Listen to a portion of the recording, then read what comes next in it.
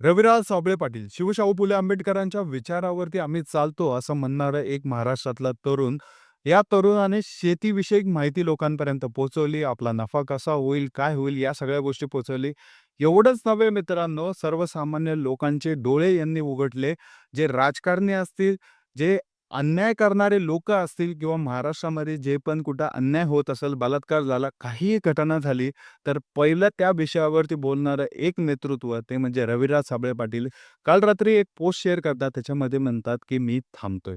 मित्रांनो, हे थांबणं कशासाठी होतं? जे व्हिडिओ ते बनवतात त्याच्यासाठी का कुठल्या दुसऱ्या गोष्टीसाठी? मित्रांनो, या गोष्टीला खूप वाटे फुटतात आहे. ही वाट कुठं जाते हे कुणालाच माहिती नाही. परंतु त्यांच्या ज्या Instagram स्टोरी आहे त्याच्यामध्ये एक ते शेअर करतात, की आय-टी सेलचा ते उल्लेख करतात. मित्रांनो, त्यांच्या मागे आय-टी सेल लावण्यात आलेली आहे का? या गोष्टीवरती अजूनही पडदा आहे मित्रांनो, ते बोलत आहेत. आता त्यांच्या डोळ्यातलं पाणी काल सांगत होतं, त्यांच्यासोबत कुठली घटना घडलेली असेल, काय झालेलं असेल. परंतु मित्रांनो, कुठेतरी आवाज दाबण्याचा प्रयत्न होतोय का? तुम्हाला या गोष्टीवरती काय वाटतं?